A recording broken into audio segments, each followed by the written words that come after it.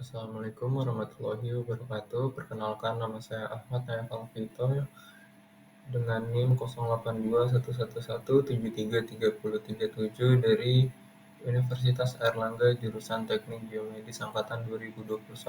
Kali ini akan membuat video mengenai medan elektromagnetika dengan dosen pengampu Dr. Sugianto MSI. Buat bahasan pada video kali ini yaitu mengenai persamaan Maxwell, aplikasi persamaan Maxwell dalam kehidupan sehari-hari, dan bahasan mengenai jurnal.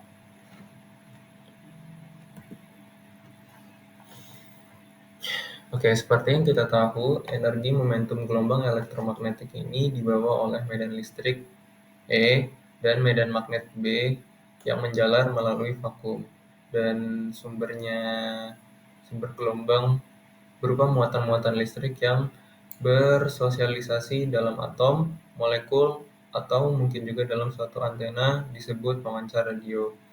Nah, untuk medan listrik E dan medan magnet B yang berubah dengan waktu, keberadaan E selalu disertai B dan sebaliknya. Keterikatan antara E dan B ini dituangkan dalam persamaan Maxwell yang mendasari teori medan magnetik.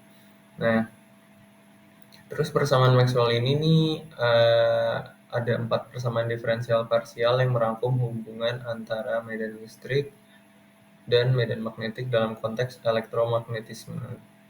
Nah, persamaan tersebut ini dinamai oleh fisikawan James Clerk Maxwell yang merumuskan pada tahun 1861 sampai 1862, dan buat fotonya sendiri bisa dilihat di gambar. Dan persamaan Maxwell ini dirumuskan dalam besaran medan listrik E dan medan magnet B. Seluruh persamaan Maxwell terdiri dari 4 persamaan medan yang masing-masing dapat dipandang sebagai hubungan antara medan dan distribusi sumber, baik sumber muatan ataupun sumber arus. Nah, selain itu juga persamaan Maxwell ini berfungsi untuk menunjukkan bahwa cahaya adalah gelombang elektromagnetik.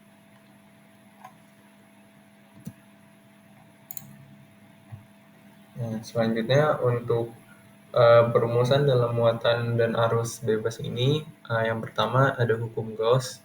Nah, di hukum Gauss ini bentuk diferensialnya yaitu nabla D sama dengan rho F. Dan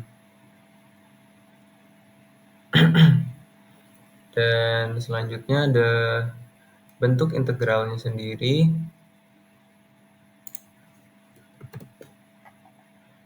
Bentuk integralnya sendiri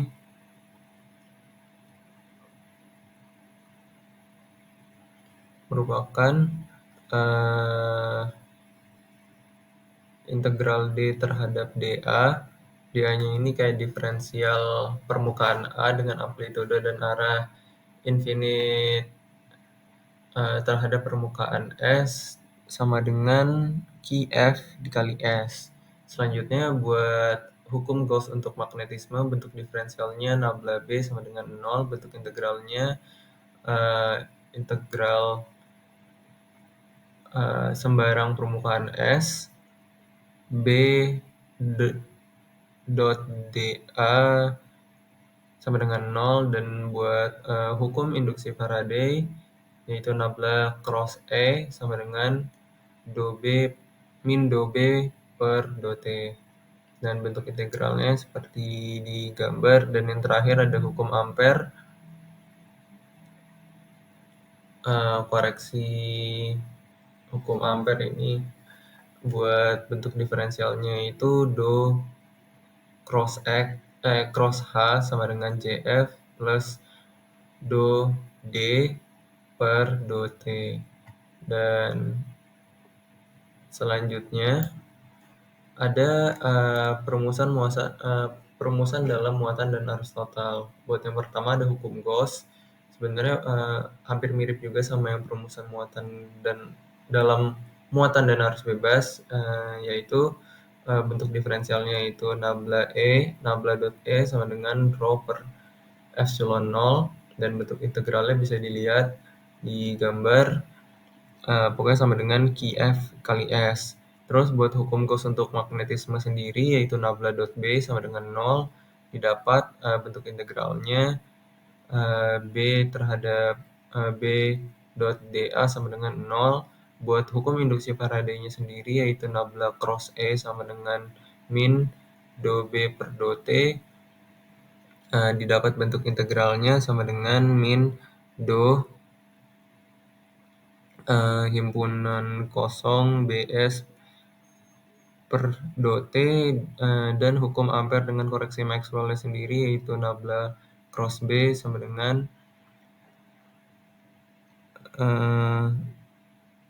mu 0 J plus mu 0 epsilon 0 do E per do T.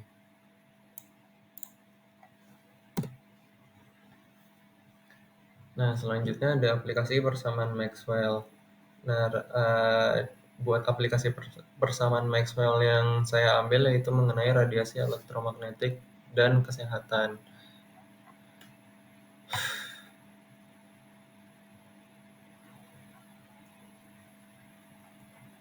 Jadi, salah satu contoh aplikasi persamaan Maxwell dalam radiasi elektromagnetik dan kesehatan adalah dalam pemodelan penyebaran medan elektromagnetik dari perangkat nirkabel dan evaluasi paparan manusia terhadap radiasi tersebut. Nah,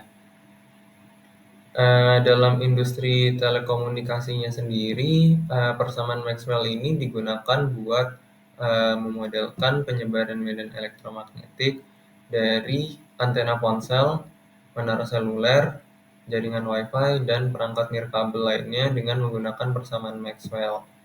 Nah, dapat dianalisis juga kayak bagaimana bentuk medan elektromagnetik tersebut berinteraksi dengan lingkungan sekitar, termasuk bangunan dan manusia.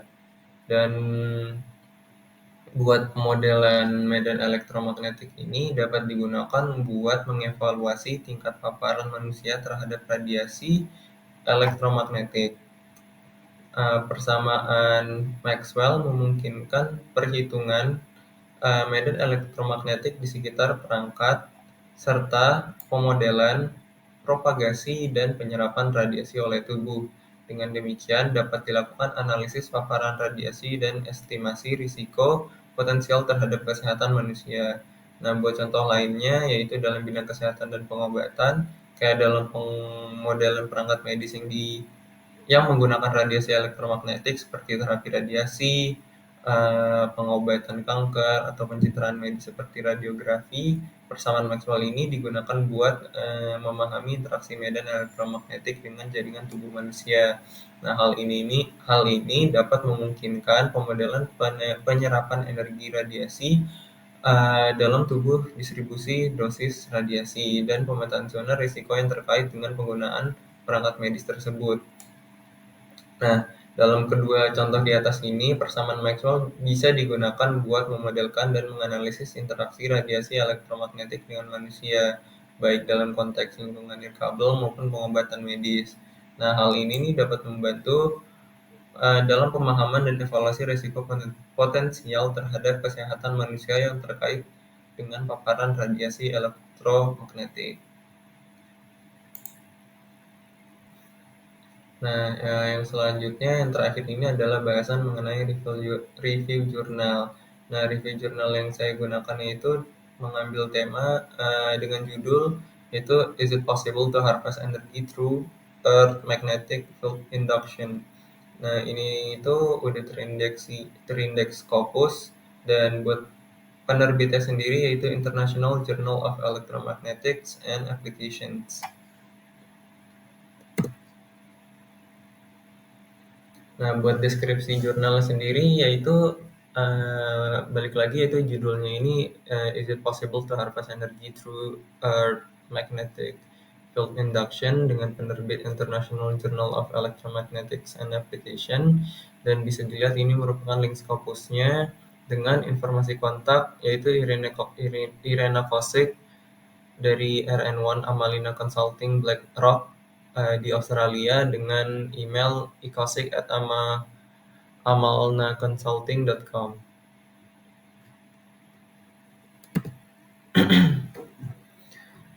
Nah, buat deskripsi dari artikelnya sendiri, di Yang pertama ada pendahuluannya. Jadi, selama bertahun-tahun telah dilakukan banyak penelitian mengenai pengaruh dan penggunaan medan magnet bumi. Misalnya, telah dilakukan sejumlah penelitian termasuk yang dilakukan oleh kita sendiri mengenai pengaruh medan magnet bumi terhadap kesehatan manusia. Selain itu, penelitian yang luas telah dilakukan oleh Nikola Tesla pada awal tahun 1900-an buat mentransfer sinyal listrik melalui medan magnet bumi. Nah, penelitian yang paling kontroversial adalah gagasan untuk menghasilkan energi dari medan magnet bumi, mungkin melalui induksi tegangan atau arus pada bahan konduktif saat bergerak melalui medan magnet bumi. Meskipun gagasan ini tidak terlihat masuk akal karena lebih banyak energi yang akan digunakan untuk pergerakan daripada yang akan dihasilkan oleh induksi ini, eh, penelit, eh, kami tertarik untuk menyelidiki penggunaan induksi tersebut dalam kasus ketika gerakan sudah ada. Nah, untuk tujuannya sendiri yaitu untuk mengetahui apakah mungkin menghasilkan energi melalui induksi magnet bumi. Dan untuk hasilnya sendiri yaitu berdasarkan pengalaman pengukuran yang telah dilakukan sebelumnya, eh, jurnal ini membahas satu aplikasi potensial dari induksi tegangan akibat medan magnet bumi. Nah, dalam rangka mengurangi polusi dan emisi gas rumah kaca yang tinggi, dekarbonisasi transportasi merupakan komponen kritis. Oleh karena itu, kendaraan hibrida dan listrik makin hari makin populer. Tetapi masih ada beberapa masalah dalam elektrifikasi armada kendaraan Transisi yang sukses ke kendaraan listrik akan membutuhkan dukungan infrastruktur pengisian kendaraan yang komprehensif. Selain itu, meskipun infrastruktur pengisian sudah mencukupi, masalah terbesar dalam sistem pengisian baterai saat ini adalah jarak tempuh terbatas kendaraan listrik, waktu pengisian baterai yang tergolong cukup lama, dan pengisian hanya mungkin saat kendaraan sedang berhenti terhubung ke stop kontak. Nah, hal ini menjadi masalah khusus bagi negara seperti Australia dengan wilayah terpencil yang luas dan infrastruktur pengisian yang terbatas. Di tempat-tempat seperti itu akan bermanfaat memiliki sistem yang dapat sedikit memperpanjang daya baterai dan mengurangi kerugian baterai. Di sini peneliti mencoba menyelidiki kemungkinan untuk menambah daya baterai dan menggunakan kerugian daya baterai saat kendaraan bergerak berdasarkan fakta bahwa tegangan listrik terinduksi pada kawat konduktif ketika kawat tersebut memotong garis medan magnet.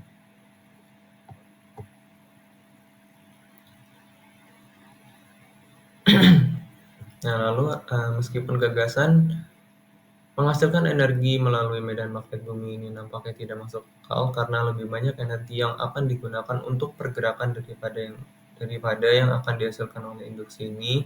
Peneliti cukup terkait untuk mengusulkan penggunaan induksi tersebut dalam kasus di mana pergerakan sudah ada. Nah, di sini kami mempertimbangkan kasus kendaraan hibrida atau listrik yang biasanya menggunakan energi dari motor pembakaran atau baterai.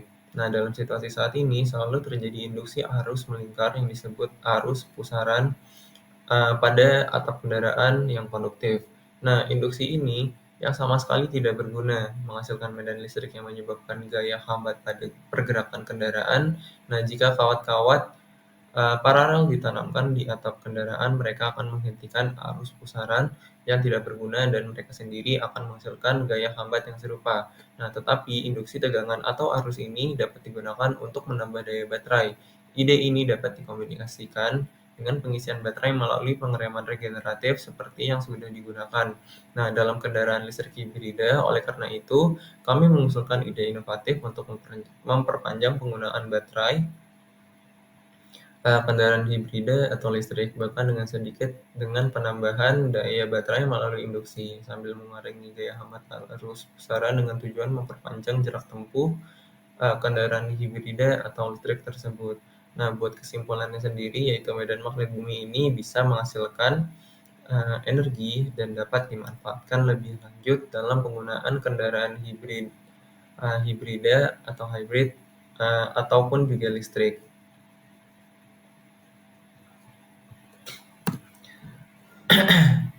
Baik, ini merupakan daftar pustaka yang digunakan untuk menunjang materi pada kali ini.